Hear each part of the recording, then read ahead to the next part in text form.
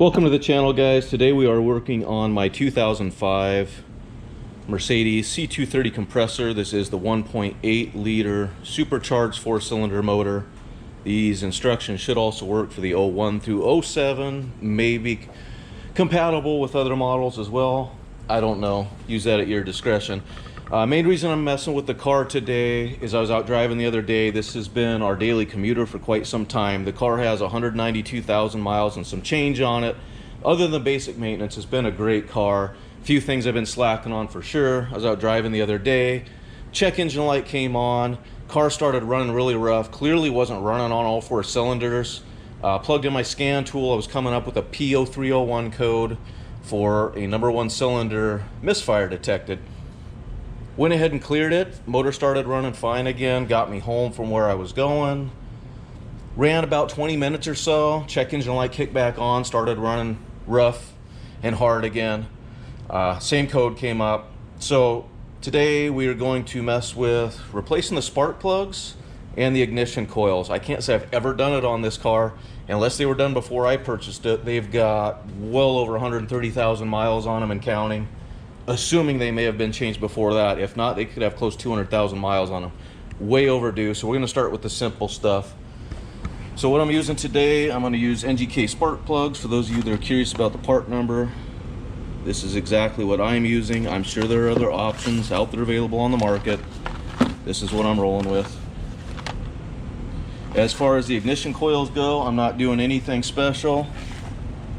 Got these off of Amazon. I think they're about 60 bucks for the set of 4. Made in China, so we'll see what we get. I hate using China products, but it is what it is. I'm not trying to spend a bunch of money on this car. At this point, what mileage I can get out of it and keep it running is just money in my pocket. Keep this thing alive as long as possible. So that's what we're working with. Try to keep this video as clean, concise, simple, and to the point as possible. Let's go ahead and get started. I'm going to start by getting this cover pulled off. And then we'll go from there. Start, I'm gonna go ahead and pull the oil fill cap off.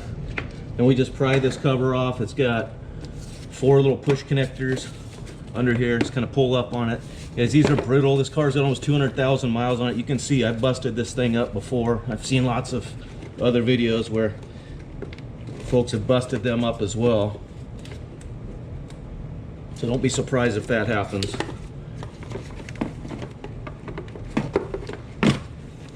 As you can see, once we get off, you get these push connections that go right in here. You got 4 of them. First thing I recommend doing, I'll put that back on so junk doesn't get in there. First thing I would recommend doing, guys, is blowing this out or taking a vacuum to it. Get any debris or anything that might be out of here. You don't want it falling down in there, especially if this foam's getting ratty and falling apart in there.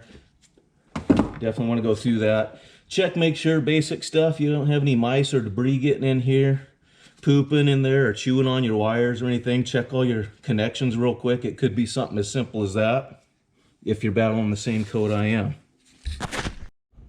Before I get too far ahead of myself, guys, these are the basic tools we're going to need for the job. I got a 3/8 ratchet, long extension.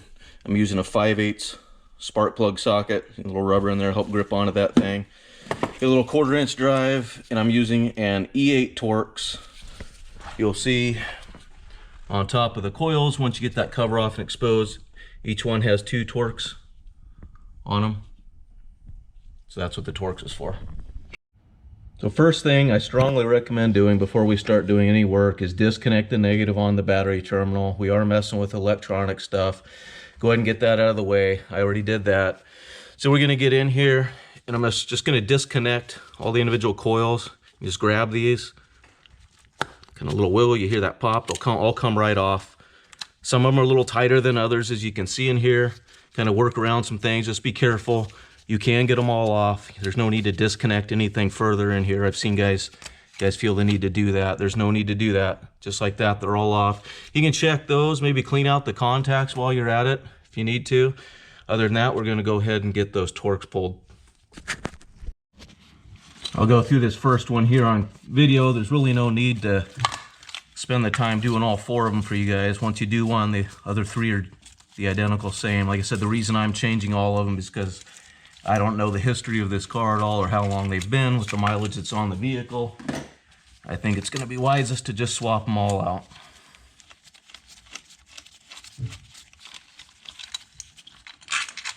So, as you can see, you can manipulate the wiring in here. Don't be too terribly rough with it. But once you get those Torx loose, just pull it up, and your coil will come on out of there. So we'll reuse those when we put in the new coil. Now that you got that coil out of the way, we can get in here with our extension socket. Get that spark plug broke loose.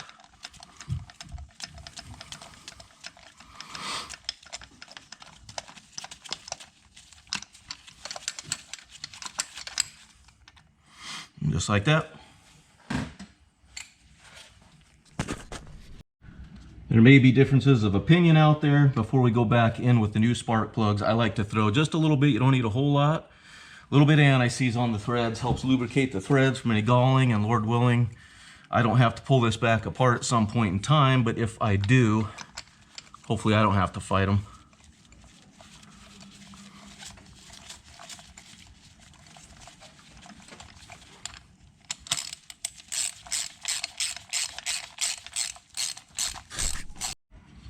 So now that we got the spark plug back in, we're gonna go in with the new coil.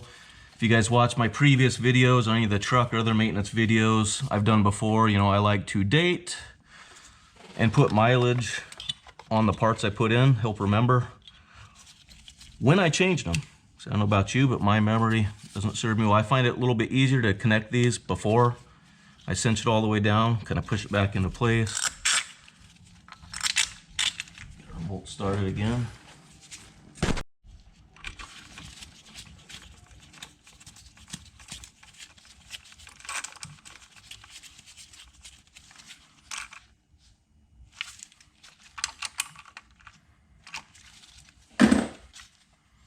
Okay, so just like that, number one spark plug and ignition coil are replaced. Like I said, there's no sense in being repetitive. I'm gonna go ahead and replace the other three. We'll get this button back up, fire it up, and we'll see if we still have that code or not.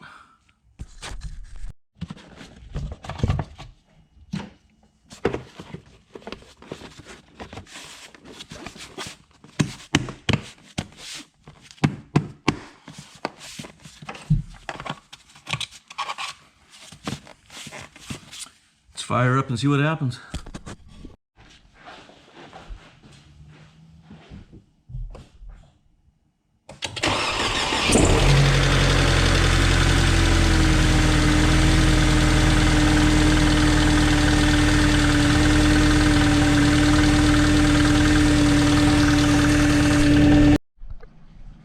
Here we are back with the Mercedes, guys. It's been about a month since we replaced the ignition coils and all the spark plugs in the car.